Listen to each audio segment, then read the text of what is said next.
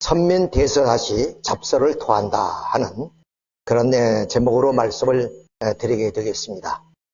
연례 가정연합에서는 이제 독생녀 한학자 어머니께서 바로 3대가 동녀다, 이것이 설득이 안 되다 보니까 이제는 역사적으로 그 선민대서사시라는 그런 잡서를 써서 지금 아버님을 끌어내리고 여자 메시아를 강조하는 그런 입장에서 우리로서는 여기에 대해서 잡설이라고 토하지 않을 수가 없어서 오늘 제목을 이렇게 붙였습니다.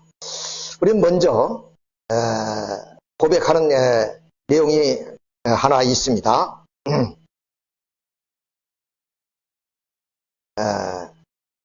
아버님은 메시아라는 사실을 우리가 고백했기 때문에 우리는 축복 가정이 되었습니다. 그리고 아버님이 주시는 그 말씀이 바로 절대성으로 선포된 그런 말씀입니다. 그렇기 때문에 그 말씀은 아버님께서 바로 하나님께 보고를 드리고 하나님의 허락을 받으시고 선포된 그런 말씀이기 때문에 그 누구도 그 말씀을 변경할 수도 없고 말씀을 취소할 수도 없습니다. 우리는 흔히 아버님 말씀이 600여 권이라 하지만 지금 책으로 발간되지 않은 내용들이 많기 때문에 손대호 박사님은 약 1000여 권이라는 말씀을 하고 계십니다. 그런 입장에서 바로 볼 때 이 무한한 말씀을 주신 우리 아버님을 우리가 메시아로 고백하는 건 너무나 당연하다고 생각됩니다. 만일에 이 말씀에 반대되는 그러한 하나의 이론이나 말씀이 있다면 그것은 분명히 사탄의 행위이고 그것은 잡설이 아닐 수가 없습니다.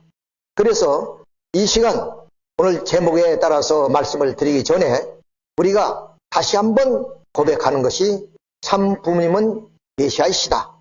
그리고 그분의 좀 절대성으로 선포된 그 말씀은 하나님이 허락하신 절대성으로 선포된 말씀이기 때문에 영원한 말씀이다.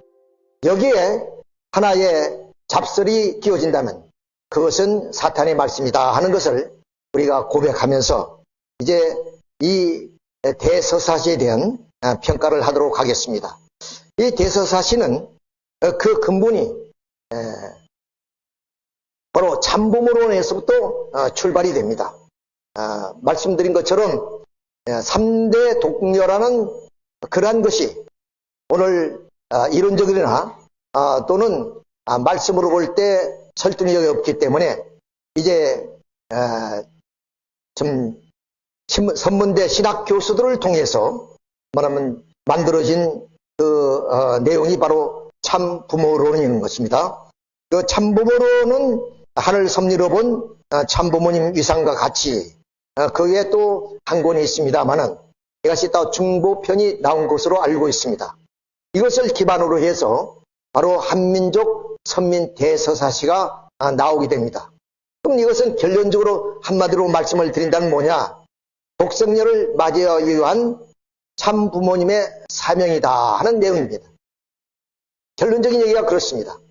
그러니까 결국에 재림 메시아요 참부모 되시는 참부모님을 끌어내리고 그 자리에 독생녀가 여자 메시아로서의 등극하는 그런 내용이 한민족 선민 대서사시다 하는 내용입니다. 여기에 대해서 우리는 토하지 않을 수가 없는 것입니다. 자, 그런 입장에서 천일국 시대는 독생녀 참어머니를 모시고 새로운 질서를 세우는 시대이다. 독생녀 참어머님은 6천년 만에 오신 초림 독생녀로서 창조 본연의 노정을 걸으시고 본성의 어머니로서의 복귀의 완성을 하시는 사명을 가지고 오신 천일국 시대의 중심축이다 그랬습니다. 그래서 오늘날 섭리의 중심축은 참 부모님이 놓아지고 이도왕님도 아니시고 독생녀 한학자다 하는 그런 얘기가 되겠습니다. 자, 이 내용을 우리가 좀 카피를 했습니다만은 손대호 박사님이 손대호 TV라는 것을 통해서 이제 좀 말씀하시는 내용들을 한 가지 가피를 했습니다. 자, 손대호 박사님은 이 내용을 통해서 바로 선문대 그런 교수들을 사기꾼이라고 평하기도 합니다. 그 내용을 보면 참부모를 위해서 말씀을 난도질을 했고 그 인용물은 85%가 한학자 독생녀의 말씀이다. 그 말씀은 결국 한학자 독생녀를 뭐냐면 여자 메시아로 만들기 위한 그런 잡설이라는 그런 말씀입니다. 아버지 말씀은 결국 한학자 독생녀의 그런 그 메시아론을 보충하기 위해서 인용된 말씀이 약 15% 정도다. 이런 얘기입니다. 그래서 독생녀 뒷받침을 위해서 결국 아버님 말씀을 이용하고 삭제하고 왜곡했다는 하나의 사실입니다. 여기에 우리는 분노를 하지 않을 수 없고 또 이 손대호 박사님이 또 이런 하나의 강의를 통해서 많은 시청자들이 분노를 일으키고 있는 것을 우리는 알고 있습니다. 자, 그러면 이제 근본적인 원리를 통해서 바로 한민족 대서사시가 얼마나 좀 난설이고 그리고 잡설이고 또 그것은 날조된 것인가 한 것을 우리가 한번 원리적인 측면에서 살펴보도록 하겠습니다. 자, 우리 기독론에 보면 바로 중생론에서 로고스의 이성성사로 본 예수님과 성신이라는 내용이 있습니다. 하나님은 이 피조세계를 창조하시기 전에 바로 하나님과 함께 계셨던 로고스가 있습니다. 최초의 말씀이 계시니 그 말씀이 하나님과 함께 계셨다 그랬습니다. 우리가 흔히 하나의 건축을 하기 위해서는 반드시 설계가 있는 것이고 그 설계에 따라서 건축이 이루어지는 겁니다. 마찬가지로 하나님이 이 우주 만상을 창조하실 때 바로 하나님과 함께 한다는 이 로고스, 즉 성상과 형상으로 되어 있는 이 로고스를 중심으로 해서 하나님은 그 실체인 아담과 해와를 창조하셨습니다. 그리고 그 아담과 해와는 바로 실체의 대상으로서 생명나무가 되고 선악을 알게 되면은 참 부모를 통해서 이 땅 위에 바로 하나님의 사랑과 혈통과 생명이 만세대로 이어지는 그러한 지상천국이 이 땅 위에 이루어지는 것이 하나님의 창조의 이상이었습니다. 그런데 아담과 해와가 선악과를 따먹으로 말미암아 그 이상을 거둬들이게 되십니다. 즉 하나님의 창조를 포기한 것이 아니라 비록 인간이 잘못했지만은 다시 하나님의 섭리를 계속 이어나가겠다는 뜻입니다. 마침 노아가 비둘기를 내보내는데 그 비둘기가 앉을 자리가 없으니까 감람나무를 물고 들어왔다 그러죠? 그것처럼 하나님은 섭리사를 통해서 이 땅 위에 바로 메시아 후 아담을 보내시게 되는 것입니다. 자, 지금까지 6천년 역사는 아담 하나를 찾아 나온 역사입니다. 아담 하나를 재창조하는 역사입니다. 그렇기 때문에 여러분은 선생님을 따라야 하는 겁니다. 해와는 아담이 나오지 않고는 창조될 수 없습니다. 그렇기 때문에 단 하나의 아담, 단 하나의 남자를 창조하는 겁니다. 그 하나를 창조하기 위해서는 복귀 섭리 도상에 왔다 갔던 수많은 사람들의 피와 살이 재료가 되었습니다. 이렇게 섭리 역사 속에 피를 밟아서 또 오신 분이 바로 부아담격으로 오신 예수 그리스도다 하는 것을 우리는 알게 됩니다. 그러면 이 예수 그리스도는 바로 오늘날 수많은 그런 유대인들이 기다려왔던 그런 분이었습니다. 그래서 이사야 7장 14절에 보면 처녀가 아들을 낳을 것이라 그랬습니다. 그 이름을 임마누엘이라 그랬습니다. 이렇게 이사야 선지자를 통해서 부아담 예수가 탄생할 것을 예고했고 또 이사야 9장 6절에 보면 영존하신 아버지, 영광의 아버지로 그 예수님은 등극하신다 그랬습니다. 또 에레미야 39장에 보면은 바로 이 다윗의 그 뿌리를 통해서 의의 열매가 맺힌다는 것은 결국에 구세주 메시아가 탄생한다는 얘기입니다. 미가 5장 2절에 보면은 바로 이 예루살렘 근처에 있는 베들레헴에서 예수가 탄생한다 했고 스가랴 9장 9절에 보면 에스라임 딸들아 즐거이 노래 부르라, 즐거이 기뻐하라, 바로 이 예루살렘에 메시아가 탄생한다는 것을 예고했습니다. 이렇게 이스라엘 민족은 그 후아담이 되신 예수님의 탄생을 학수고대했던 이유가 바로 아버님의 말씀과 일치한다는 것을 우리는 알 수 있습니다. 그러면 예수님은 이 땅 위에 독생자로 오셨으니까 그 독생자는 바로 참 아버님으로 참 어머니가 있어야 됩니다. 그것이 바로 후회와인 성신이 된 겁니다. 이 성신은 하늘에서 오는 것이 아니라 바로 예수님이 찾아 세워야 된다, 그 얘기를 하겠습니다. 오시는 것이 아니다는 거죠. 자, 그래서 여기 보면 하나님은 아담 단 하나의 남자를 창조하시는 것입니다. 그 하나를 창조하기 위해서 복귀 섭리에 왔다 갔던 수많은 사람들의 피와 살을 그러면 터진 후에 오시게 되었다, 이렇게 말씀하십니다.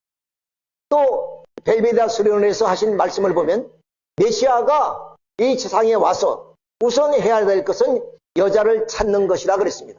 여자가 하늘에서 오는 것이 아니라 바로 지상에서 예수님이 찾아 세워서, 그리고 나를 찾기 전에, 교회를 찾기 전에 기본적으로 어디에서부터 출발하느냐 하면 남자와 여자에서부터 출발됩니다. 즉 성신을 찾아서 바로 참 부모가 되고 그 참 부모의 축복을 통해서 인류를 복귀하는 섭리를 하시게 된다 그랬습니다. 그래서 성서 전도서 7장 28절을 보면 내가 아직도 찾되 얻지 못한 것이 이것이니 1천 남자 중에 한 남자는 얻었지만 1천 여자 중에 한 여자는 얻지 못했다 그랬습니다.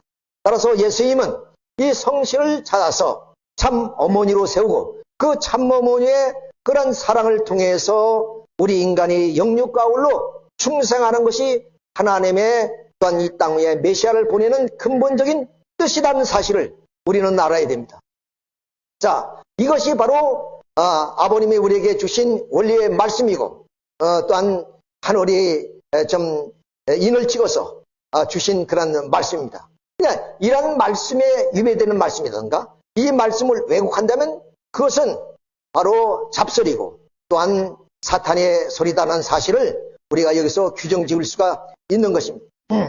자, 우리가 그러면 재림주님이 강명과 독생의 탄생은 어떤 의미를 가지고 있느냐 하는 사실을 생각해 봅시다. 자, 예수님이 이 땅에 오셨지만은 결국에 말 예수가 완성된 아담의 자리에 갔었다면 그것이 참 아버지 자리가 되는 겁니다. 그런데 그가 어머니 없이 참 아버지가 될 수 없습니다. 그래서 그가 참 신부를 찾으려고 해왔지만 그의 가정이 그를 부인했습니다. 유대민족이 그를 부인했습니다.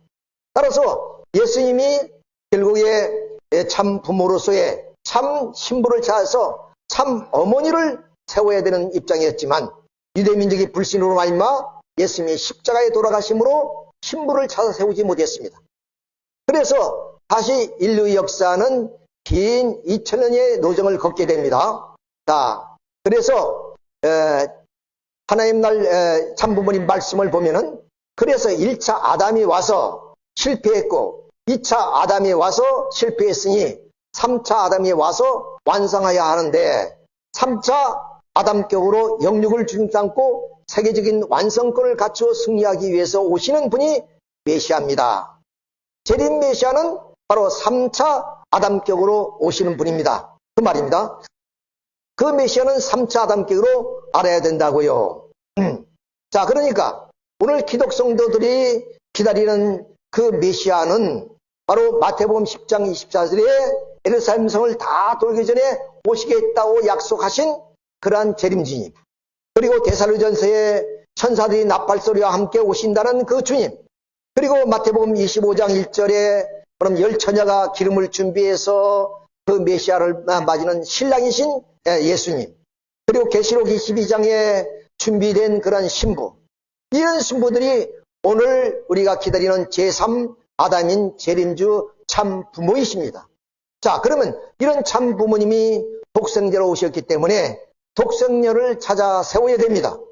그런데 말씀드린 것처럼 예수님 때도 하늘에서 오는 것이 아니라 바로 예수님이 지상에서 독생녀를 찾아 세워야 되는 것과 같은 이치입니다.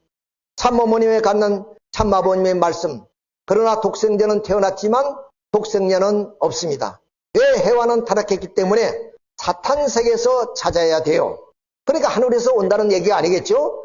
독생녀는 낫다는 말을 들어봤어요? 못 들어봤습니다.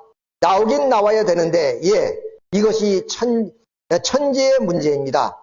자, 그런데 독생녀가 안 오면 어떻게 하겠습니까? 독생나무로 왔으면 독생녀를 찾아야 됩니다. 찾아야 되는 거죠. 하늘에서 오는 거 아닙니다. 그러므로 독생녀는 독생녀를 찾아야 됩니다. 찾아 길러야 된다고요. 자, 그래서 이 땅에 재림지로 오시는 참 부모님은 바로 성신격인 참 어머니 독생녀를 찾아서 그 참 어머니는 이 땅 위에 독생자, 독생녀로서의 참 부모가 되어서 우리 인류를 영육으로 중생시키는 섭리가 재림 역사다 하는 것을 우리는 확실히 알고 있습니다. 자, 이런 기준을 중심으로 해서 이제 현문대 신학 교수들이 잡서를 우리가 살펴보도록 하겠습니다. 자, 예수님이 좀 살아서서 그리고 신부를 찾아 세워서 참부모가 되었더라면 재림 역사는 있을 수가 없는 거겠죠? 그러나 하나님께서는 이제 독생녀 예수님이 십자가에 돌아가심으로 알마 재림 역사를 할 수밖에 없습니다. 그래서 재림주는 예수님이 못다한 하나님의 복귀 섭리의 근본을 완성하러 오십니다. 즉 창조 이상을 완성할 참된 본연의 아기씨로 와서 하나님이 참사랑, 참생명, 참혈통의 근원이 되는 참부모 이상을 완성하러 오십니다. 여기에서 우리가 본연의 아기씨로 오는 이 땅 위에 참부모가 탄생한다고 말씀하고 있습니다. 이건 대단히 중요한 의미를 가지고 있습니다. 그러니까 결국에 하나님 만내 거둬들였던 창조의 이상의 참 생명나무의 씨를 이제 다시 오시는 재림주님에게 그 본연의 아기씨로 심어서 이 땅 위에 탄생되는 그분이 재림주요. 그러니까 그 재림주는 참사랑, 참생명, 참혈통이 근원되는 그런 참부모의 이상으로 이 땅에 오시는 분이시다 그 말입니다. 그래서 오늘 기독 성도들은 그 재림을 열망해왔던 이유가 여기에 있습니다. 자, 그는 예수 때까지 하나님 편에 승리한 근본 섭리 터전 위에 임재하십니다. 즉 예수님이 장성할 때까지 승리적 기반 위에 서서 그가 못다한 신부를 찾아 참부모가 되어 만민을 구해주게 됩니다. 이 내용이 오늘 이 독생녀 측에서 설명하는 그 내용을 중심에서 할 때 대단히 중요한 의미를 가지고 있습니다. 즉 독생녀 측에서 얘기하는 말씀은 재림은 없다는 얘기입니다. 왜? 예수님이 비록 십자가에 돌아가셨지만 그 본성은 이미 땅 위에 정착되어 있기 때문에 다시 와야 될 그 재림주는 신부이신 독생녀가 오는 것이지 바로 메시아가 오는 것이 아니다고 하는 것이 그들의 주장입니다. 그런 의미에서 여기서 예수님이 장성할 때까지 승리적 기반 위에 참 아버님이 이 땅에 오시는 겁니다. 그래서 참 아버님은 탄생설화가 없습니다. 왜? 예수님이 33세의 기반 위에 그러면 쌓아놓았던 그 기대에 오시기 때문에 아버님이 탄생설화는 없는 이유가 바로 여기에 있습니다.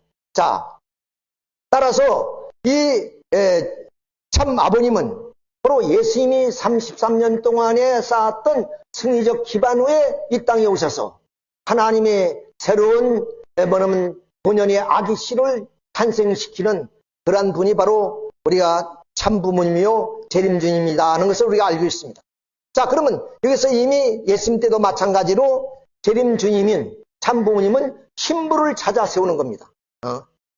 신부가 오늘 하늘에서 오는 것이 아니라 신부를 찾아 세워야 돼. 그래서 참부모의 입장에서 인류를 영육으로 중생시켜야 되는 것이 바로 재림주님의 사명이다 하는 것을 우리가 알게 됩니다.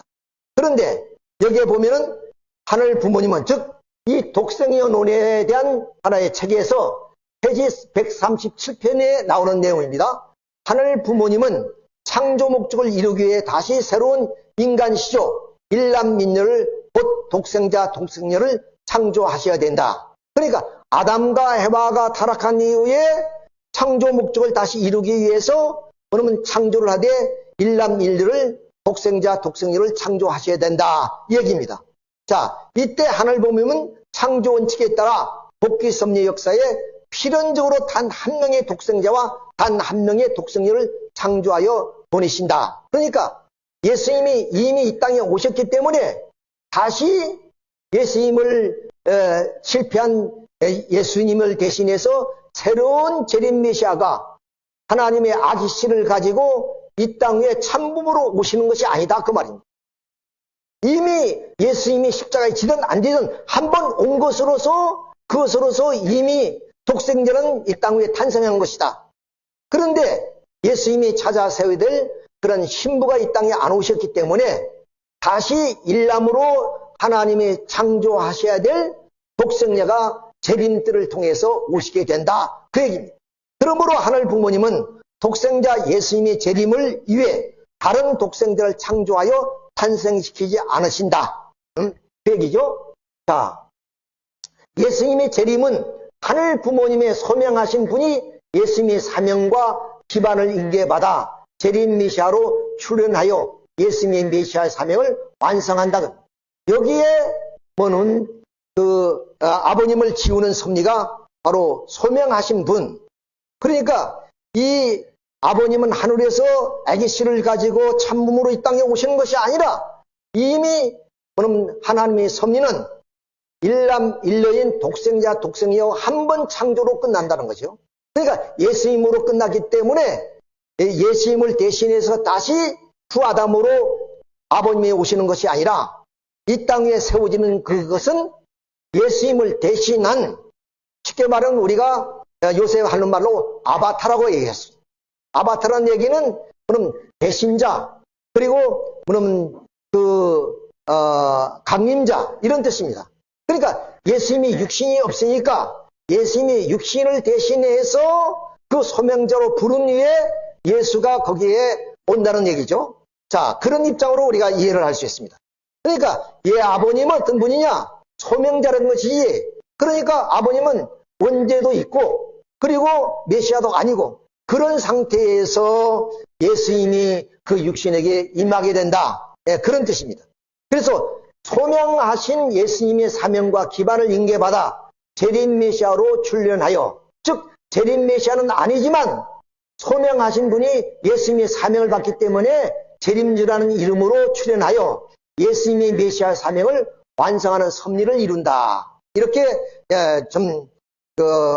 선문대 신학 교수들은 이렇게 얘기를 하고 있습니다. 그래서 저는 선문대 신학 교수들을 짝퉁 교수라고 그렇게 저는 얘기를 합니다.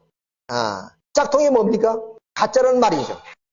지금까지 이 선문대 신학 교수들은 바로 이렇게 참부모님을 끌어내리는데, 그리고 참부모님을 그러면 신성모독하는데 독생녀 편에 서서 그 이론적 체계를 뒷받침해 주었다. 이렇게 우리가 볼 수 있습니다.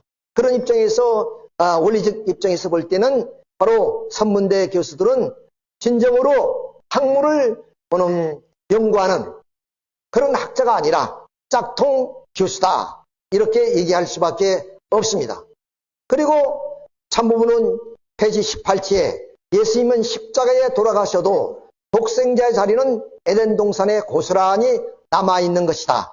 지상에서 33년 생애를 통해 승리한 기대도 그대로 살아있다. 독생자의 자리는 지상에 그대로 남아있어 다른 독생자가 탄생할 필요가 없다 그랬습니다. 그러니까 결국 예수님은 십자가를 지었지만 지상에서 33년 생애를 통해서 그러면 독생자의 자리는 지상에 그대로 남아있기 때문에 다시 그럼 재림주가 온다든가 참부모가 탄생할 이유가 하나도 없다. 단지 뭐냐? 어린 양 잔치를 위해서 결국 예수님의 그런 그 대신 육신을 쓴 그런 아바타적인 그런 존재가 필요했다. 그것이 바로 문선명 참부모님이시다. 그 얘기. 결론적인 얘기는 자, 또 페이지 136페이지에 독생자의 자리는 완성되었으므로 참부모가 출현하기 위해서는 복귀 섭리 역사에 독생자가 탄생해야 된다. 그러니까 재림이란 그 역사 속에는 뭐는 독생자의 그런 재림주가 아니고 바로 독생녀의 재림이다. 그 얘기입니다. 그래서 2000년 역사는 결국에 독생녀를 탄생시키기 위한 하나의 역사이기 때문에 그래서 선민 대서사시라는 하나의 내용을 가지고 지금 강연을 하고 있는 내용입니다. 따라서 이렇게 신부가 오는데 그 신부가 독생녀다. 자, 그림 하나를 보겠습니다. 자, 이것은 이제 그 독일 뮌헨에서 하신 말씀인데 2024년이죠. 자, 이 단상에 누가 보입니까? 이랬습니다. 그러니까 이제 뭐 아마 그 천정궁에서는 왕엄마라고 부르는가 봐요.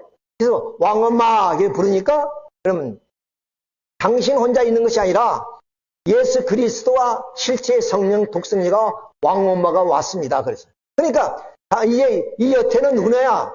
뭐 참부모님 문선명 선생 참부모님이 계신 것이 아니라 누가 있냐? 예수님이 이 땅에 계시다 그래요. 그러니까 참부모님은 그냥 예수 그리스도의 아바타에 불과하다. 그런 얘기가 되겠습니다. 자, 참 기가 막힌 얘기가 아닐 수가 없습니다. 자, 이렇게 해서 결국에 그 독생녀로는 결국 아버님이 바로 메시아가 아니라 독생녀를 돕기 위한 하나의 아바타로서의 그런 이 땅의 섭리에 등장하는 그런 존재다. 이렇게 얘기를 하고 있습니다. 자, 원죄를 갖고 태어난 아버지는 나 곧 원죄 없이 지상에 태어난 독생녀를 만나서 원죄를 청산받을 거야. 2016년에 430가정 이상 선배 부인들이 천정궁에서 모였을 때 이 말씀을 선포하게 됩니다. 그러니까 독생녀는 하늘에서 왔기 때문에 바로 원죄가 없고 또 아버님은 소명자로 있기 때문에 원죄를 가지고 있다. 그 논리입니다. 자, 그래서 결국 이 독생녀가 소명자를 누구에 세우느냐? 독생녀가 선택한다는 거예요. 자, 그 내용이 바로 다음 장면을 보면 알게 되겠습니다. 자, 김명대가 그 당시에 주변에 나온문 장로, 박태선 장로, 그렇죠? 나온문 또 양도천, 문선명 이런 영적 지도자들이 많이 있었다는 거예요. 약 10명쯤 있었다는 겁니다. 그 가운데 17살 난 한학자 학생이 바로 이 기라성 같은 영적 지도자들을 후보 가운데 한 사람을 선택한 것이 바로 문선명이다. 이 얘기입니다. 기가 막히니. 근데 어떻든 간에 뭐 그렇게 우리가 좀 한번 들어봅시다.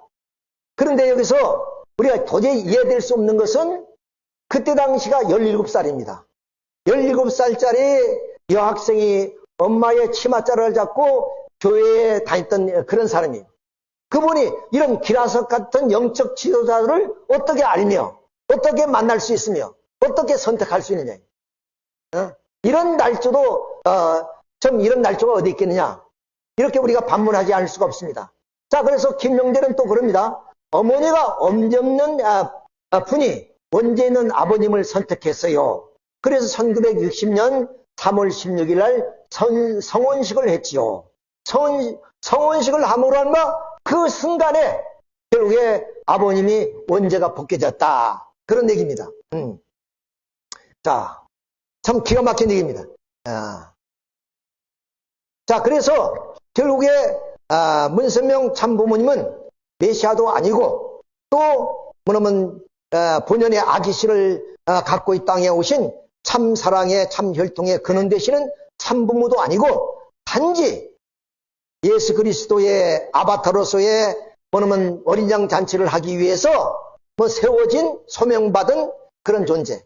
그것도 누가? 바로 독생녀가 그럼 10여명에 가까운 그런 영적 지도자 가운데 문선명이가 가장 적합하다. 그래서 선택했다는 거예요. 그것이 17살 때 가방 들고 학교 다닐 때 말입니다. 좀 날조를 하더라도 좀 비슷하게 이렇게 우리가 역사를 날조한다든가 한다면 이해가 되겠지만 전혀 뜬금없는 얘기입니다. 자, 그리고 나는 모태부터 타락한 인과 분리되어 타락의 혈통을 벗기는 일을 독생이여 나밖에 못해. 아버님은 예수님을 당신이 이루지 못한 사명을 맡아주세요. 그렇게 스위치된 거야. 독생자가 둘이 될 수가 없잖아요.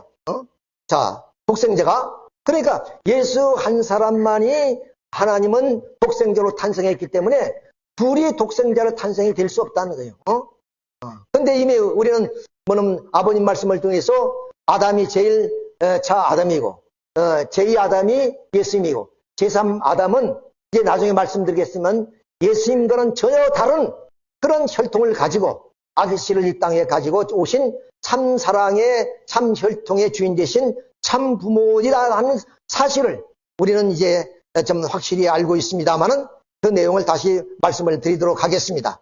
어쨌든 간에 이렇게 해서 결국에 재림 역사는 독생으로 말미암아 완성됐다는 거예요. 완성됐다는 거예요. 참 기가 막힌 하나의 내용이고 또 날조된 그런 얘기가 아닐 수가 없습니다.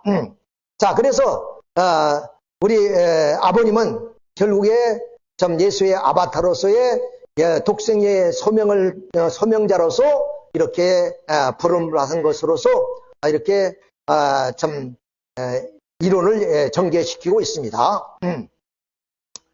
자, 여러분, 어머니는 남에서부터 공주같이 태어나고 어머니와 같이 재림주의 사모님으로 태어난 줄 알아요? 타락한 핏줄을 받고 태어났어요. 동산 가운데 부적물이 나오는데 돌 틈바구니에서 샘물이 솔솔 나오는 그 하나보다도 큰 여자가 되었느냐 할 때 답변하기 힘들다고요. 다시 말씀드리면 어머님이 누리는 영화, 부귀 모두가 누구 때문입니까? 아버님의 간택되어 주셨기 때문에 바로 참 어머니가 되었고 세계의 아버님을 따라서 그 영광을 누리고 있는 겁니다. 내가 일생을 바쳐가지고 어머니를 길러준 거예요. 아무것도 모르는 어머니를 데려다가 교육을 시작한 거라고요. 생각해 보십시오. 17살 난 그런 어린 학생을 아버님이 간택해서 신부로 맞이해서 어머니 그리고 신부, 어머니, 할아버지, 할머니 이런 과정을 아버님이 키우셨다는 거 아니에요. 그래서 어머님이 걸어갈 탄감노정을 아버님이 대신 다 짊어지고 가시대. 그래서 전도 한 번도 안 시키고 그렇게 곱게 신부로서 어머니로서 할머니로서 그렇게 정성을 들여 아버님은 그렇게 어머니를 키우셨다고 했습니다. 그것을 그러면 은혜를 원수로 갚는다는 말이 있죠?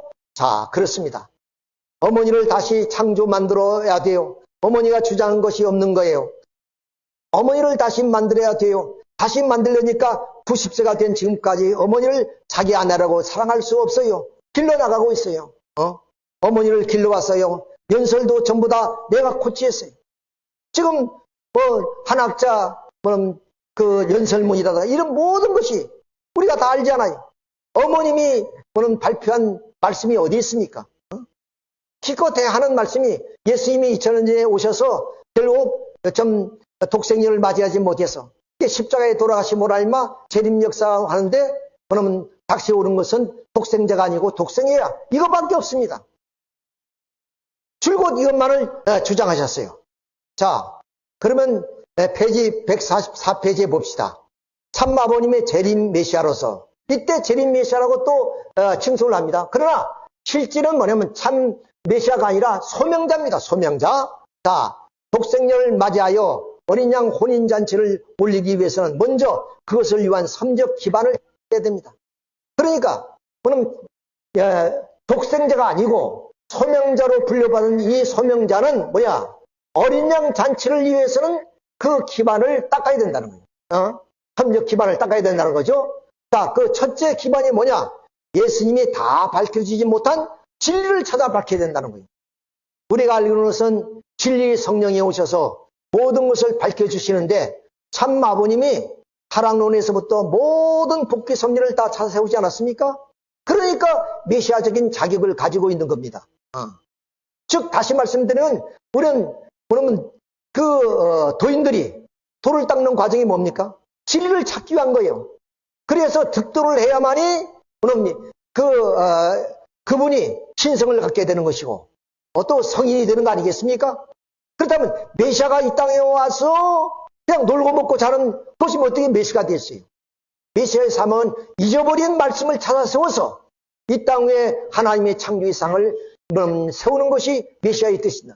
그럼 독생녀가 메시아라면은 반드시 독생녀가 그 원리를 다 찾아 세워서 그 기반 위에 독생남을 찾아 세워서 결국 메시아 섭리를 이루어야 되는 거 아니에요. 근데 당신은 가만히 앉아가지고 그 진리는 누가 찾아야 되느냐? 소명자이신 문선명 선생이 찾아야 된다. 그 얘기입니다. 둘째는 독생녀를 환영할 수 있는 기독교의 기반을 조성해야 된다. 야, 기가 막힌 얘기입니다. 아버님이 기독교인들과 대화를 안 해봤겠습니까? 얼마나 기독교인들을 위해서 정성을 들이고 말씀을 전했습니까? 우리 원리 강론은 기독교인을 상대로 하는 말씀입니다. 재림 메시아가 이 땅에 와서 기독교인만 구원하겠습니까? 모든 종교인들을 구원하기 위해서는 그 초월적인 원리가 나와야 되는데 그러면 먼저 기독교인들을 구원하기 위해서 성서를 중심으로 해서 원리 강론이 씌워졌다고 말씀하고 계십니다. 셋째는 한국의 독생녀를 국가적으로 환영할 수 있는 기반을 조성해야 된다. 아버님이 세우신 세계적 기반뿐 아니라 국가적인 기반이 어마어마합니다. 어저께도 그러면 이 수련을 통해서 말씀드렸습니다만은 자, 고르바초프를 만나고 김일성을 만나고 그리고 저 일본에 있는 그런 조총련계 지도자를 모국 방문시킨 것도 아버님의 역사입니다. 그것이 다 묻혀져서 국민들은 그걸 모르고 있지만 그런 역사는 누구도 할 수 없는 초인적인 그런 하나의 인간의 삶을 살아오신 분이 바로 아버님이십니다. 그 아버님한테 이런 얘기 할 수가 없어요. 그 대신 뭐래요? 독생녀 어머니는 뭘 했겠습니까? 또 페이지 147페에 원리 원본, 원리 해설, 원리 강론 정리된 내용들은 축약하고 독생녀를 중심한 진리와 섭리를 다루지 않아서 하늘 부모님의 창조와 복귀 섭리 전체가 드러나 있지 않다. 그러니까 지금까지 600여 권에 달하는 그 수많은 말씀들이 독생녀를 메시아로 발표하지 않았다는 겁니다. 그러므로 하늘 부모님의 진리와 섭리 전체를 파악하려면 참 부모님의 실체적 삶과 말씀을 보충해야 하며 특히 복귀 섭리 역사의 완성 단계인 천일국 시대의 독생녀 참어머님이 주시는 천일국 말씀을 보완해야 된다. 그래야 하늘 부모님의 진리와 섭리적 전체가 온전히 밝혀지고 그 토대 위에 천일국을 실체화하고 하늘 부모님의 창조 목적을 완성한다 그랬습니다. 아버님 분명히 모든 것을 다 이루시고 가셨습니다. 그리고 마지막 8대 개조 교본을 이제 하나님의 허락을 받으시고 선포하신 그 말씀으로서 인류를 구원할 수 있는 모든 이 땅 위에 좀 진리를 선포하시고 것입니다. 그런데 여기 독생의 어머니께서는 당신의 말씀이 들어가야 된다. 그래야만이 천일국 완성이 이루어진다. 이렇게 표현하고 있습니다. 그리고 148페이지, 9페이지에 보면 특히 선민 한국의 기독교는 독생녀를 탄생시키고 그를 직접 모시도록 준비된 기반이었다. 따라서 예수님의 사명을 계승한 참 아버님은 무엇보다 예수님을 중심한 기독교와 독생녀 참 어머니를 환영하고 모실 수 있는 환경을 만드셔야 한다. 그러면 기독교 성도들이 찬양 속에서 독생녀 참 어머니와 재림 메시아 참 어머니 아버님이 어린 양 혼인잔치를 올리고 만왕의 왕 참부모로 등극하셨을 것이다. 이런 기독교 환경을 만드는 과정으로 참 아버님은 우선 기독교 신학을 공부해야 된다. 자, 이거 기가 막 예수님이 결국 이 땅 위에 복음을 전할 때 그야말로 좀 바울처럼 그렇게 율법 공부를 해서 뭐냐면 이 땅 위에 복음을 전파해야 된다는 그 말과 같은 얘기입니다. 예수님이 율법 공부했다는 얘기 들었습니까? 그럼 율법은 바로 예수님을 탄생시키기 위한 하나의 기반이지 예수님이 공부해서 그 율법을 선포해야 될 그런 분이 아니단 말이에요. 율법의 열매로서 이 땅에 오신 분이 예수 그리스도입니다. 마찬가지로 오늘 이 기독교의 신학이란 건 뭐냐? 재림 메시아를 증거하기 위해서 만들어진 신학이지 재림 주님이 오셔서 신학 공부를 해서 그런 기독교 기반을 쌓아야 된다는 거예요. 그 얘기가 자 기독교의 지도자가 되시면 좋았을 것을 즉 그럼 기독교 신학을 통해서 기독교에서 안수하는 목사가 되고, 그 목사가 되면 또 어떻게 됩니까? 그럼 어떤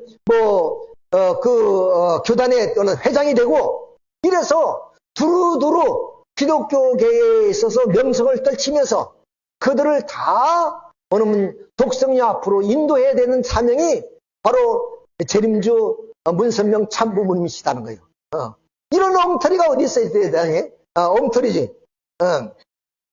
자, 그래서 독생녀를 맞이하기 위한 환경을 만들어야 될 사명이 바로 문선명 참부모다는 거예요. 또 페이지 159페이지에 재림 메시아는 소명 이후에 독생녀 참어머니를 맞이하기 위해 준비에 전념하여야 한다. 재림 메시아는 독생녀를 맞아 어린 양 혼인잔치를 올리기 전에 가정을 가지면 안 된다. 이것은 최성길 여사님과의 결혼에 대한 말씀인 것 같습니다. 즉 독생녀를 위해서는 결국에 좀 그런 일이 있어서는 안 되는 그 얘기인데, 아버님은 좀 일본에서의 그런 어떤 그 성적인 시험을 이기시고 아버님으로부터의 완성하셨다 하는 하나의 말씀을 받으십니다. 그러니까 아담과 해와가 에덴 동산에서 완성해야 될 생명나무처럼 생명나무 되신 분이십니다. 그렇기 때문에 그런 기준에서 아버님은 가정을 이루어서 결국에 예수님이 만일에 가정을 이루었다면, 그 기반이 있다면 예수님은 그렇게 뭐냐면 좀 간단하게 십자가에 지진 않았을 것이라는 아버님 말씀이 있지 않습니까?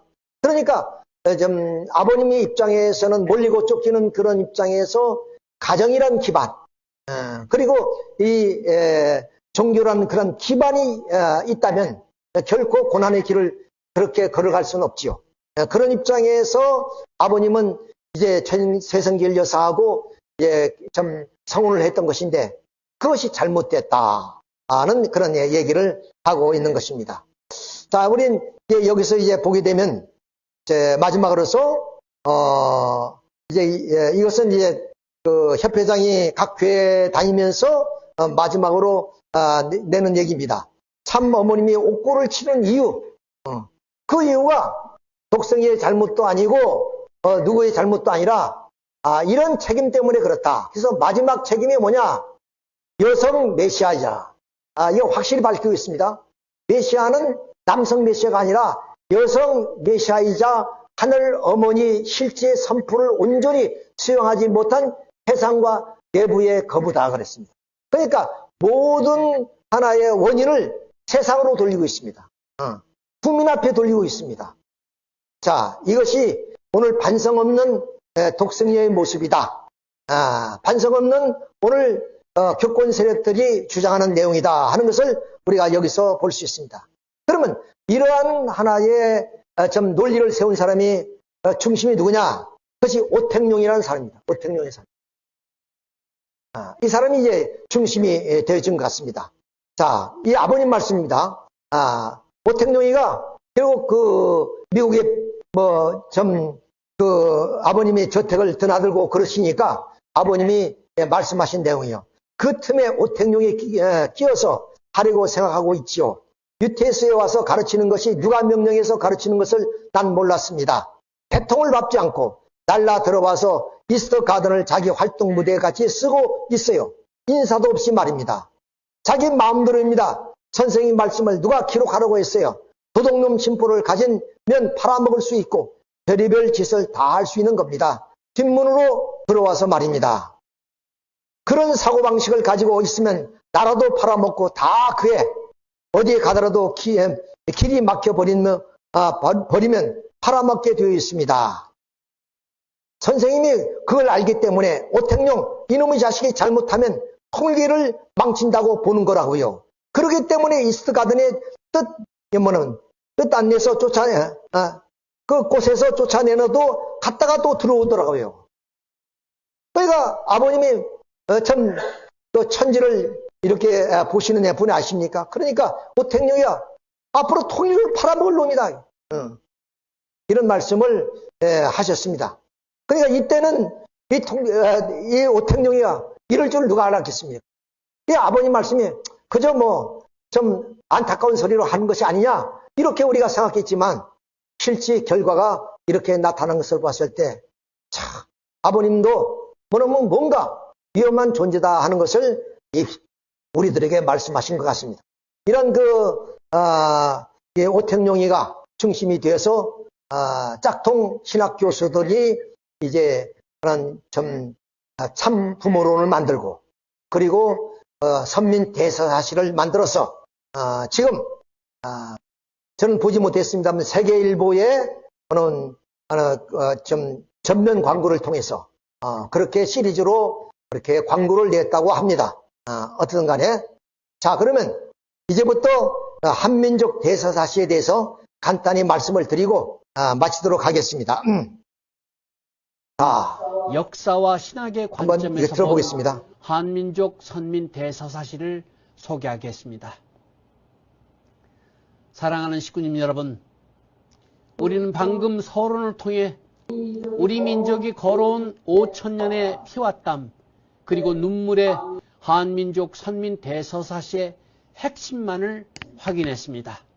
하늘은 이 민족을 선민으로 부르시기 위해 그토록 오랜 세월 기간 동안 고난의 풀무질로 우리를 단련해 오셨습니다. 그렇다면 여러분, 하늘은 도대체 언제 그리고 무엇을 위해 이토록 긴 세월을 준비하셨을까요? 이제 역사의 시계반을 돌려 섭리의 가장 결정적인 순간으로 돌아가 보겠습니다. 역사의 페이지를 1943년으로 넘겨봅시다. 그때 세상은 어떠했습니까? 서구에서는 제2차 세계대전의 포화가 온 세상을 뒤덮고 있었고 동방의 한반도는 일제의 수탈과 신사참배 강요로 민족의 호흡마저 끊어질 듯한 가장 깊은 칠흑 같은 어둠 속에 잠겨 있었습니다. 바로 그해 1943년 음력 1월 6일 평안남도 안주라는 작은 마을에서 한 생명의 고고한 울음소리가 터져 나왔습니다. 바로 독생녀 참 어머님의 탄생이었습니다. 여러분, 이 탄생은 단순히 한 가정의 경사가 아니었습니다. 이것은 장구한 인류 역사를 흘러온 두 개의 거대한 영적 강물이 마침내 하나로 합류하는 우주적 사건이었습니다. 보십시오. 저 먼 동방의 시온에서부터 흘러온 강물이 있습니다. 단군 이래 5천년간 하늘을 공경하고 사람을 사랑했던 경천 애인의 강물입니다. 흰옷을 입고 노래하며 하늘의 제사를 드렸던 제천의식의 강물입니다. 이것은 하늘을 막연한 두려움의 대상이 아니라 모시고 섬겨야 할 아버지로 여겨온 우리 민족 고유의 정성이었습니다. 그리고 또 하나의 강물이 있습니다. 저 서방 이스라엘에서 시작되어 로마와 유럽을 거쳐 흘러온 강물입니다. 2000년 전 십자가의 길을 가시며 다시 오마 약속하셨던 신랑 되신 예수님, 그 주님을 맞이하기 위해 오직 정절을 지키며 기다려온 기독교 신부 영성의 강물입니다. 이질적으로만 보였던 동양의 하늘 모심과 서양의 신부 영성이 두 거대한 물질기가 지구를 한 바퀴 돌아 1943년 바로 이곳 한반도에서 만난 것입니다. 왜 만났겠습니까? 왜 하필 이곳이어야 했겠습니까? 바로 6000년 섭리의 최종 목적인 독생녀를 현현시키고 마침내 참 부모의 이상을 완성하기 위함이었습니다. 이것은 우연이 아닙니다. 하늘이 태초부터 계획하신 섭리적 필연이었습니다. 이분이 가정연합의 협회장입니다. 모르실 분들 많이 계시겠죠? 결론은 뭐냐? 이미 말씀드린 것처럼 선빈 대사사시는 독생녀를 메시아로 만드는 날조된 건 서사시다 하는 얘기입니다. 그래서 결국에 역사를 왜곡시키고 이렇게 해서 아버님을 밀어내고 결국 독생녀를 메시아로 맞는 여자 메시아, 신학에도 없고 역사에도 없는 그런 회개망측한 그런 메시아론이 지금 등장하고 있습니다. 자, 우리는 그 한민족 대사사시를 통해서 바로 이런 분들이 바로 작품을 만들어냈습니다. 역시 그 주체가 오택용, 그 안연희, 이기식, 김인지, 이 주재환 이런 그 선문대 짝퉁 교수들이 한 분야씩 맡아서 아마 뭐 5개 분야인지 6개 분야로 이렇게 나누어서 뭐냐면 이제 그 설명을 하고 있습니다. 자, 근데 여기서 우리가 분명히 인지해야 될 내용이 있습니다. 그것이 뭐냐? 바로 한민족 대서사시는 청주 한시를 세우는 겁니다. 그러니까 역성혁명입니다. 그러면 우리 참부모님의 문시를 한시로 바꾸는 그런 역성혁명이 바로 이 한민족 선민 대서사시란 말이에요. 이것은 우리 왕조 시대에 보면 고려의 왕시에서 이조의 뭐냐면 그 조선의 이시로 뭐냐면 혁명한 것이 우리는 역성혁명이라고 알고 있습니다. 그것처럼 지금 천륜의 역사를 바꾸는 그런 역사입니다. 세상에 이런 일이 있었느냐? 어떤 교주가 결국 우리가 성화한 이후에 그 부인이 그러면 실권을 가지기 위해서 그 남편의 모든 것을 지우고 자기가 메시아 자리로 등극하는 역사는 없었습니다. 이것은 오늘 우리의 역사의 전후를 다 살펴보도 이러한 하나의 난도질을 한 것은 없습니다. 이렇게 철저하게 그럼 그 문시에는 아버님을 지우고 여기에 한시를 메시아로서 세우기 위해서 결국 고대 사회에 한 나라가 있었다는 거죠. 한시를 중심으로 한 그런 한 나라가 있었다는 거죠. 그 후손이 그러면 청주 한시라는 겁니다. 자, 이렇게 날조를 하신 겁니다. 그래서 독생녀 탄생을 위한 기대, 그리고 또한 이건 4강이고 2강은 하늘 부모님이 선택한 한민족의 그 뿌리, 이 모든 뿌리가 어디냐? 결국 거스러서 결국 독생녀 어머니의 그런 하나의 족보를 만들어가는 거죠. 자, 이것이 그럼 선민 대서사시의 날조의 내용입니다. 이것이 어느 정도 우리가 이제 동북공정이라는 말이 있죠. 중국이 저 만주 땅, 그리고 저 우리가 청천강 이북 지역에 바로 만주 중국 땅이라고 그러잖아요. 그것을 우리는 동북공정이라 합니다. 그 동북공정도 그들 나름대로의 어떤 좀 역사적인 그런 유역들을 중심으로 해서 주장하고 있어요. 물론 우리 나라의 사학가들이 거기에 대해서 반박하고는 있습니다만은 이처럼 어느 정도 반박할 수 있는 그런 증거를 가져야 되는데 이거는 그런 증거 하나도 없습니다. 결국 따지고 보면 어떠냐? 그 한시 왕조가 이 동방으로 오는 과정은 노아의 첫째 아들 셈의 혈족이 우랄 산맥을 넘고 그리고 이 만주로 왔다는 거예요. 그렇게 역사를 꾸며가고 있습니다. 자, 이런 사실을 봤을 때 너무나 기가 막힌 내용이 아니어서 우리 식구님들 좀 이 자세한 이런 논리적 이론적인 것을 좀 이해해야 된다는 입장에서 오늘 이 말씀을 드리게 되는 겁니다. 여기에서 바로 우리 한국 재림 사상을 연구하는 그런 단체가 있습니다. 이 단체에서 이 한민족 선민 대사시 비판 내용이 있습니다. 그걸 한번 잠시 보도록 하겠습니다. 한민족 선민 대사시는 겉으로 보기에는 한국 민족의 정체성과 사명을 조명하고 한민족의 위대함을 강조하는 듯 보이지만 그 이면에는 명확하고도 강력한 목적이 숨겨져 있다. 그것은 바로 특정 인물, 즉 한학자라는 개인을 독생자라는 신적 존재로 신격화하려는 서사의 재구성이다. 다시 말해서 담론은 독생론을 정당화하고 확장하기 위해서 하나의 포장된 장치이며 실제로는 독생녀 신화를 민족사회에 더 씌우는 새로운 시도라고 할 수가 있다.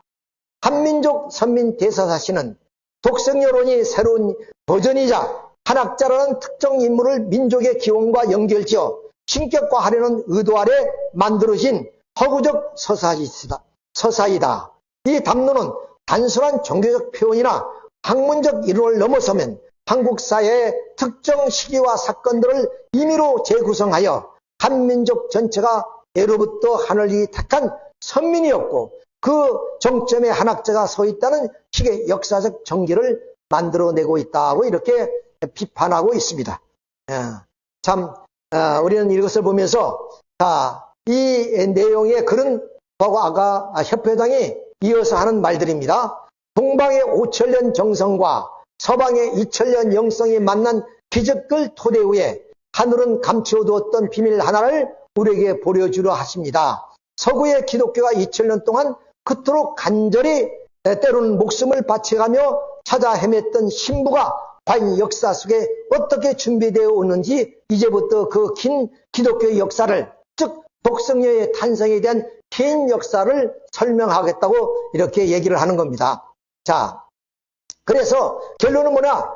독생녀의 탄생으로 말마 참부모님이 성혼이 이루어지고, 그러니까 이 참부모님 성혼이 아버님이 주체가 된 것이 아니라 결국 성혼을 하기 위해서는 소명자로 독생녀가 선택된 문선명하고 성혼을 했다는 거죠. 그래서 천주적 구원 섭리가 완성됐다는 것이 그들이 보는 그런 견해입니다. 자, 그런데 우리는 역사를 한번 봅시다. 자, 결혼식의 축하객으로 가서 물포도주를 만들어 주셔야 했던 예수의 정작 본인은 인류의 참아버지 참신랑으로 오셨음에도 불구하고 혼인잔치를 준비해 줄 사람은 아무도 없었습니다. 이것은 요한복음 1장 2장 1절에 나오는 예절이죠. 다 아는 얘기입니다. 혼인잔치 집에 가서 그는 술이 떨어졌으니까 어머니 마리아가 예수에게 물이 떨어졌다. 그래서 예수님이 물로 포도주를 만들어준 그런 신화적 얘기인데 이 얘기의 내용이 뭐냐? 즉 예수님은 이 땅 위에 독생녀를 찾아야 되는데, 그러니까 하늘이 보내준다면은 예수님이 찾을 필요도 없고 어머니 마리아가 찾을 필요도 없습니다. 그런데 예수님이 찾아 세워야 되기 때문에 어머니가 당신이 어떤 기반을 통해서 그런 신부감을 찾을 생각은 하지 않고 남의 잔치집에 와서 잔치만 한다고 그렇게 질책하는 내용입니다. 그래서 예수님이 하시는 여인이여, 이 잔치가 나와 무슨 상관이 있습니까? 이 말씀 속에는 예수님의 그런 비장 어린 서러움이 깃들어 있다 하는 것을 우리는 다 알고 있는 사실입니다. 자, 이런 내용을 중심으로 해서 볼 때 그러면 이 협회장은 뭐냐? 하나님의 심령에서 본 기독교 역사는 결코 영광만이 아니었습니다. 그것은 잊어버린 반쪽 신부를 찾아온 처절한 기다림이었습니다. 네, 여기서부터 이 신학교의 교수들이 이제 뒤틀리는 그런 하나의 이론을 전개합니다. 자, 그럼 이 얘기가 지금까지 무슨 얘기냐 하면은 인류 역사는 결국에 뭐냐? 신부를 찾아온 역사라고 그렇게 얘기하지 않습니까? 이 사람들의 주장이 그겁니다. 근데 우리가 기독교 역사나 아버님의 말씀을 보면 뭐냐? 신부가 신랑을 기다려온 역사입니다. 신랑을 맞이하기 위해서 신부가 꽃단장하고 정숙한 생활을 통해서 기도 정성으로 기름 준비해서 신랑을 맞이해온 역사가 기독교 2000년 역사인데, 이제 이 짝퉁 교수들이 세우는 날조된 그런 서사시는 뭐냐? 바로 신부를 기다려왔다는 거예요. 신부를 기다려. 저 서양의 신부의 영성이 바로 태평양을 건너서 한반도에 들어와서 한반도의 모든 사람들이 신부를 기다려왔다는 거예요. 자, 그걸 우리가 바라보겠습니다. 이것들을 증거하신 이가 이르시되 내가 진실로 속히 오리라 하시거늘 아멘. 주 예수여 오시옵소서. 이것은 성경 신학 27권의 마지막에 요한계시록의 마지막 절에 있는 내용입니다. 내가 속히 오리라니까 어서 오시옵소서. 요한은 그렇게 답변을 합니다. 그 말은 뭐냐? 신랑이 오시는 것이 신부가 오는 것이 아니다는 말이에요. 그러니까 기독교 2000년 역사는 신랑을 기다려온 역사인데 이 서사시는 뭐냐? 신부가 오는 역사다. 이렇게 얘기를 하는 거예요. 자, 봅시다. 예수님은 십자가를 지기 위해 오신 분이 아니었습니다. 그분은 에덴 동산을 잃어버린 볼륨을 좀 해와를 찾아 크게 했으면 좋겠네. 어린 양 혼인잔치를 하고 참 가정을 이루어 인류를 품기 위해 오셨습니다. 그러나 그 뜻이 좌절되었을 때 예수님은 십자가 위에서 피를 토하면 다시 오실 것을 약속하셔야만 했습니다. 내가 다시 오리라. 이 약속은 무엇이겠습니까? 심판주로 와서 세상을 불태우겠다는 뜻입니까? 아닙니다. 초림 때 이루지 못한 꿈, 바로 나의 신부를 찾아 혼인잔치를 하겠다는 이까지는 맞습니다. 약속이었습니다. 그렇게 지난 2000년 기독교 역사는 단순히 교세를 확장하는 역사가 아니었습니다. 십자가에 달려 돌아가신 신랑 예수님의 한을 풀어드리고 다시 오실 그분을 맞이할 정결한 신부를 준비하는 역사였습니다. 예수님께서 승천하신 후 남겨진 제자들과 초대교회 성도들은 깊은 영적 자각을 하게 됩니다. 우리는 단순한 추종자가 아니다. 우리는 그리스도의 몸이요 다시 오실 주님의 신부이다. 볼륨. 라는 이 신부의 자각이 생겨나자 무서운 일이 벌어졌습니다. 세상과의 타협을 거부하기 시작한 것입니다. 로마 제국은 황제 숭배를 강요했습니다. 향 한 줌만 피우면 살려주겠다고 회유했습니다. 그러나 수많은 초대교회 성도들은 차라리 사자굴에 던져지는 길을 택했습니다. 여러분, 그들이 왜 죽음을 불사했을까요? 단순히 종교적 신념 때문이었을까요? 아닙니다. 그것은 정절 때문이었습니다. 내 영혼의 신랑은 오직 예수 그리스도뿐이니 나는 세상의 권력과 우상에게 내 순결을 더럽힐 수 없다. 이것이 그들의 고백이었습니다. 로마의 원형 경기장에서 맹수에게 찢기면서도 십자가에 거꾸로 매달리면서도 그들이 찬송을 부를 수 있었던 이유는 단 하나였습니다. 육신의 죽음 너머에 계신 신랑 예수님을 만난다는 기쁨 때문이었습니다. 특히 아그네스, 카탈리나 같은 동정 순교자들을 보십시오. 그들은 육신적인 순결뿐만 아니라 영적인 순결을 목숨보다 귀하게 여겼습니다. 이들의 피가 뿌려진 터전 위에 기독교는 타락한 헬레니 문명 속에서도 거룩함을 잃지 않고 성장할 수 있었습니다.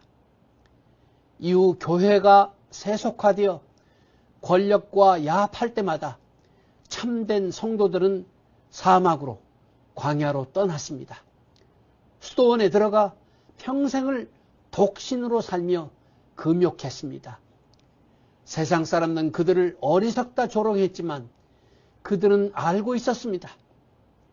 재림 주님은 화려한 왕궁이 아니라 가장 정결하고 순수한 신부의 영성 위에 오신다는 사실을 알고 있었습니다. 사랑하는 식구님 여러분, 오늘 우리가 맞이한 참어머님, 독생녀의 현현은 어느 날 갑자기 하늘에서 떨어진 기적이 아닙니다.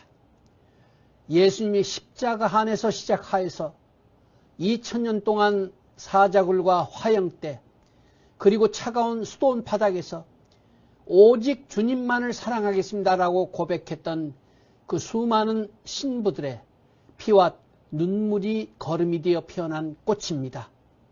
사랑하는 식구님 여러분, 초대교회 성도들이 사자굴에서 피로서 신부의 순결을 지켰다면 중세의 성도들은 사랑으로서 신부의 영성을 꽃피웠습니다.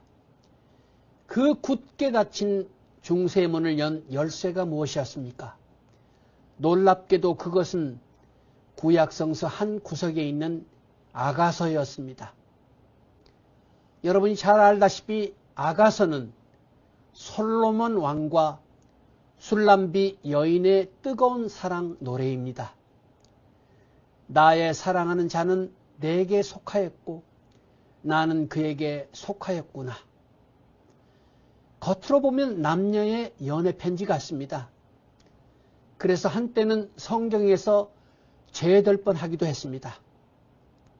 그러나 3세기 위대한 신학자 오리게네스는 이 책에서 엄청난 영적 비밀을 발견합니다. 그는 이것은 남녀의 사랑 이야기가 아니다. 이것은 신랑 되신 그리스도와 신부된 나 자신의 영혼이 나누는 사랑의 대서사시다 라고 선언했습니다. 이 해석은 혁명이었습니다. 이전까지 사람들은 교회라는 거대한 집단만이 신부라고 생각했습니다. 하지만 아가서를 통해 교회만이 아니라 바로 나 자신이 주님의 신부구나. 내 영혼이 주님과 1대1로 사랑을 나눌 수 있구나. 라는 것을 비로소 깨닫게 됩니다. 지금까지 협회장이 얘기한 것이 맞습니다. 2000년 기독교의 서양 역사는 그 신부의 영성을 가지고 신랑을 기다려왔다고 줄곧 얘기하고 있습니다. 그러니까 오리게네스도 그렇고 모든 그 순교자들이 신랑 대신 예수님을 맞이하기 위해서 꽃단장을 하며 정숙한 그런 신앙을 통하여 신랑 대신 예수님을 맞이하기 위해서 순교했다는 거예요. 그렇게 말해놓고 결론은 뭐냐? 결국 신부가 온다는 겁니다. 신랑을 맞이하기 위해서 역사적으로 모든 기독교인들이 그렇게 순교를 기록하면서 신랑의 그런 신부로서의 사명을 다해왔는데 결론은 뭐냐?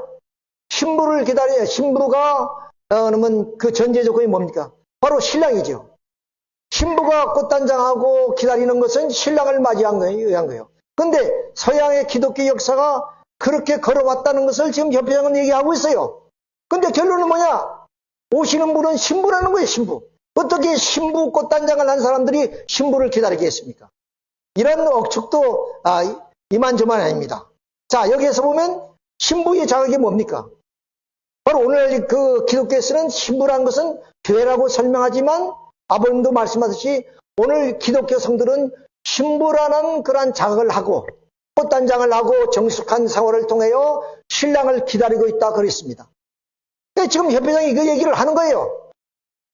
기독교의 2000년 역사 속에 로마에 박혀도 향 한 줌만 뿌리면은 살아날 수 있지만 신랑 대신 예수 그리스도를 맡기 위해서 내가 정숙하기 위해서는 내가 꽃단장을 내서 기다리기 위해서는 그것도 거부해서 순교를 했다 이 얘기입니다. 오리게네스도 그렇고 자 우리가 얘기하는 이런 기독교 신도들이 모든 그런 믿음도 결국 영적 결혼을 위해서 신랑 대신 예수님을 기다리는 그런 역사라고 이렇게 표현을 하고 있는 거예요. 자, 이것이 아까 말씀드린 오리게네스의 그런 그 아가서를 통해서 깨달은 것이 뭐냐? 우리 자신이 신부라는 거예요, 신부로. 근데 내가 신부인데 신부를 기다리겠습니까? 신랑을 기다린다는 그 의미예요. 그러니까 신부라는 것은 선유 개념이 신랑이라는 전제가 있단 말이에요. 그러니까 그 신랑을 기다리는 것이 2000년 기독교 역사인데 요거까지는 협회장이 얘기를 쭉 했어요. 어디 와서 비느냐? 다음에 그것이 변화됩니다. 자, 여기서 그러면 마그리트 포레트라는 사람 내가 잘 모르지만 이분이 이제 화형을 당하는데 이분도 뭐야? 오직 사랑하는 자는 사랑받는 자 안에 타올라야 됩니다. 나는 없고 오직 그분만이 내 안에 계십니다. 그러면서 내가 신부라는 것을 자각했다는 거예요. 이게 신부로서의 꽃단장하고 신랑을 맞이하기 위해서 자기는 죽음을 무릅쓰고 화형을 당하면서도 신부의 그런 그 윗신을 버리지 않았다. 그 얘기입니다. 이건 맞는 말이에요. 그리고 그런 신부의 영성, 서구의 신부의 영성이 바다를 건너 대서양으로 가서 미국을 만들게 됐고 그 미국에서 다시 태평양을 건너서 일본을 거쳐 오는데 그 얘기를 한번 이어보겠습니다. 주님을 모실 수 있는 가장 깊은 심령적 그릇이 되었습니다. 그러니까 여기서 보면 주님이라 그랬습니다.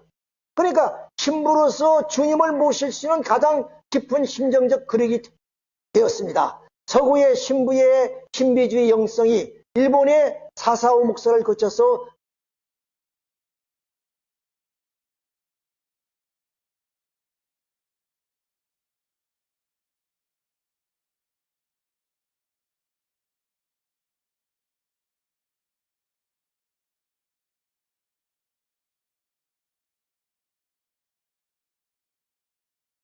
그러니까 신랑된 예수님을 맞이하기 위해서 서구의 영성 신부의 그런 영성이 그런 미국을 거쳐서 태평양을 거쳐서 일본의 사사오 목사를 지어서 이명직 목사까지 왔는데 그 이명직 목사도 고백이 뭐냐?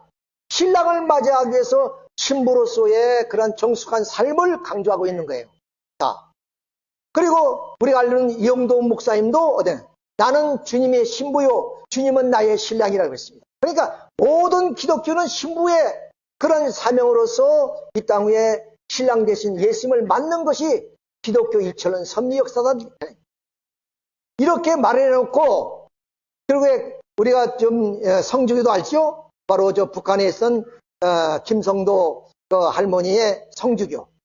그 성주교를 통해서 결국 예수님이 이 땅에 오시고 육신을 쓰고 오신다. 그리고 타락은 성적 타락이다. 이런 것을 이제 발표합니다. 그와 이제 이 성주교를 중심으로 해서 복중교가 나오죠. 호흡인을 중심해서.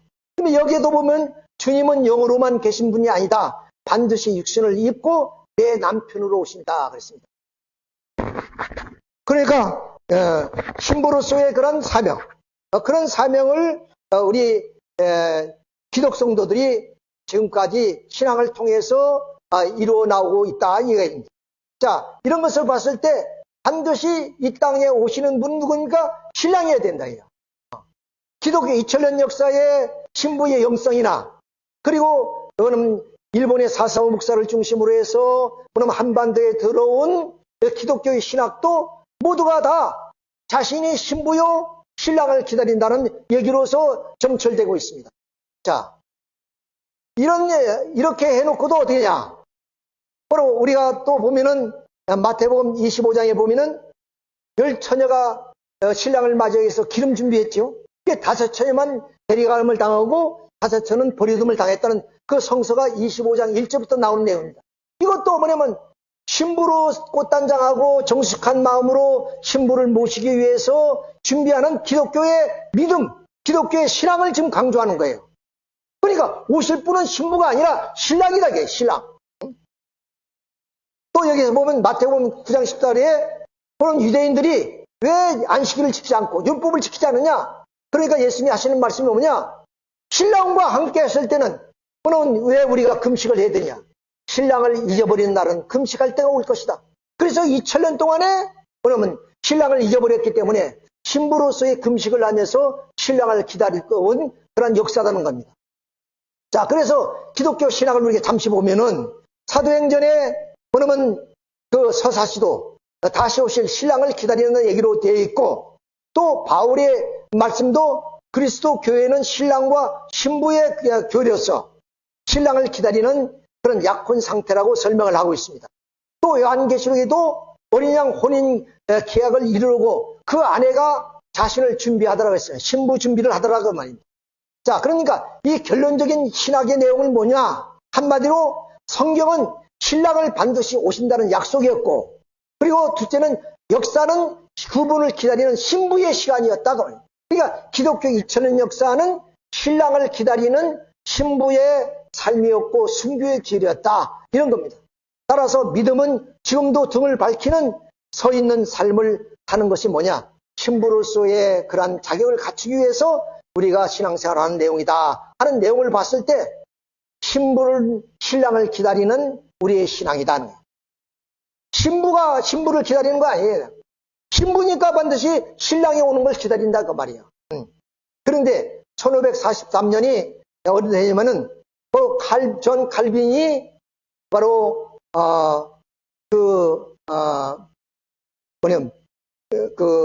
스위스 제네바 이회에 그 교회 갱신을 위한 그런 하나의 그 의견서를 제출한 날인 것 같아요. 그날이 1543년. 이걸 왜 꼭 집어서 우리 이 교수들이 짝퉁 교수들이 얘기하냐면은 바로 1543년에서 40년, 그러니까 400년이죠. 우리 원리에서 40수는 사탄 분립수 아니에요? 이 사탄 분립수를 거쳐서 1943년에 독생녀가 탄생했다. 이걸 가르치기 위해서 바로 이 칼빈이 그런 이회에 제출한 그 날을 기념으로 해서 이렇게 설명을 하고 있습니다. 만약에 이걸 설명한다면 1517년 마틴 루터의 종교개혁이 뭐냐면 얘기를 해야 됩니다. 그 종교개혁은 어디야? 종교의 폼을 뭐냐면 바꾼 겁니다. 그렇죠? 과거의 수직적인 신앙 태도, 즉 교황 사제를 통해서 모든 은혜를 내렸던 기독교 신앙이 어떠냐? 이제는 평면화되어 가지고 자유적인 신앙을 이루었단 말이에요. 그래서 오직 믿음으로, 오직 성경으로, 오직 은혜로 이렇게 외쳤던 것이 바로 루터의 그런 종교 개혁의 캐치프레이즈였습니다.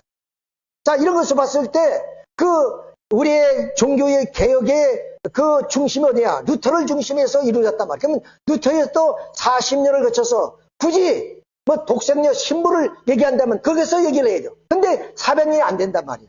넘는단 말이에요. 그러니까 칼빈의 중심에서 400년을 얘기하기 위해서 이렇게 뭐냐면 칼빈을 내세우게 됐다 하는 얘기입니다. 자, 이렇게 해서 1943년에 결국 독생이가 탄생했다. 이걸로 마무리 짓고 있습니다. 자, 그러니까 여러분들이 뭐 들은 바, 아는 바와 마찬가지로 그리고 이 대서사시는 날조된 그런 이야기다 하는 것을 우리가 조금만 의식 있는 사람은 들어보면 다 알 수 있는 그런 내용이었습니다. 자, 그래서 6천년 우리의 독생이의 탄생을 이렇게 보면 짝퉁 교수들이 쭉 서사시로 만들어 놨는데 그것은 날조된 것이다. 자, 그러면 우리는 참부모님의 그런 삶을 잠깐 우리가 비춰보고 마치도록 하겠습니다. 참부모님은 1970년 그래 37 가정을 축복해 놓으시고 70년 그 이듬해부터 세계 순회가 시작이 되었습니다. 자, 그래서 그 아이젠하워 전 대통령입니다만은 만나셨고, 그다음 그 닉슨 닥터린이 있었죠. 닉슨 대통령이 워터게이트 사건으로 물러나는 그때 좀 미국 국민들에게 호소한 내용이 있어요. 용서하라, 사랑하라. 그런 말씀하셨죠. 그다음 키시 수상을 좀 만나서 결국에 일본의 국제승공연합이 창설될 수 있었고, 그리고 좀 일본의 좀 좌익 세력들과 그렇게 승공연합의 역할을 했던 것을 우리 압니다. 그리고 레이건 대통령이 뭐냐면 스타워즈 전책을 통해서 좀 소비에트 연방이 해체되는 그런 과정 속에 깊숙하게 우리 워싱턴 타임즈와 아버지의 그런 적극적인 힘이 여기에 함께한 것으로 알고 있습니다. 그 후에 1991년 고르바초프 대통령을 만났던 이런 하나의 내용들, 이런 역사적인 대서사시를 쓰려면 이걸 써야 돼요. 이걸 써야 돼요. 아무런 내용도 없고 실적도 없는 독생녀를 여자 메시아로 만들기 위해서 짝퉁 교수들이 그럼 꾸며낸 이 대서사시는 지나가는 개가 웃을 겁니다. 자, 이런 모습들을 우리가 보게 되면 독생녀는 그냥 아버지를 졸졸 따라가서 이렇게 참석하는 것뿐이에요. 만약에 그러면 독생의 어머니가 메시아라면 그럼 아버님이 메시아를 소개해야 될 거 아니에요. 자, 우리 김일성 주석과의 만남도 그렇습니다. 저 뒤에, 지금 이 뒤에 그러면 따라다니죠? 이렇게. 자, 이게 누가 만났습니까? 이때 이 자리에 독생이가 만나야 되는 거 아닙니까? 자, 이런 모든 모습들을 우리가 앞으로 역사가들은 섭리사를 중심으로 해서 대서사시를 쓴다면 이런 감동적인 드라마 같은 내용들이 나오지 않겠느냐 하는 것을 우리가 생각합니다. 마지막으로 나네트 크리스토 존슨의 그런 꿈 얘기. 결국 꿈을 보니까 그럼 이 동양 사람인데 한복을 입고 이런 모습이었더라. 그러죠? 자, 그것이 우리 참부모님을 확인해 주는 내용입니다. 따라서 지금까지 독생이와 참부모론이라든가 또 대서사시는 날조된 그러한 하나의 내용이다 하는 것을 우리는 이론적으로 또 섭리적으로 살펴보았습니다. 지난 시간이 지났습니다마는 우리 함께 기도함으로써 마치도록 하겠습니다. 사랑이 많으신 아버지 하나님, 기나긴 섭리사에서 오늘 독생이를 중심으로 하는 날조된 서사시가 나와서 오늘 우리 국민들을 현혹시키고 있고, 그리고 무지몽매한 식구들을 맹목적으로 신앙을 갖게 해주는 이 엄청난 사건이야말로 이것은 우리 왕조의 역성혁명이라 하는 얘기와 달리, 그리고 천주의 그런 역사를 바꾸는 섭리사의 가장 불행스러운 일이 아닐 수가 없습니다. 이제 독생녀는 하나님의 섭리에 의해서 심판대에 오르게 되었고, 이로 인해서 지금 일본의 그런 교회는 이에 좀 해산된 그런 지금까지 왔고, 앞으로의 우리나라의 또한 교회도 그러한 입장으로 순수를 밟아가고 있지 않나 하는 생각을 갖습니다. 참으로 참아버님이 70년에 쌓아놓은 모든 공적이 하루아침에 무너지는 모습을 바라며 가슴 아리를 하고 안타까울 뿐이옵니다. 그러나 이제 사탄이 침범한 오늘 이 청평 땅은 완전히 심판이 끝나지 않고서는 다시는 우리가 설 수 없는 그런 입장이 되었습니다. 하나님 많으신 아버지, 오늘 이 시간을 통하여 오늘 전국에 있는 식구들에게 이 독생녀의 날조된 하나의 참부모론과 그리고 또한 서사시에 대한 말씀을 나눴습니다. 아버님, 시간의 이상의 부족함이 많았지만 이것으로서 우리 식구인들이 진실을 이제 파악하게 되고, 또한 그 진실된 참 부모님의 후계자 대신자 상속자를 중심으로 해서 새로운 섭리를 이제 일으켜 나가야 될 때가 아닌가 생각이 되어집니다.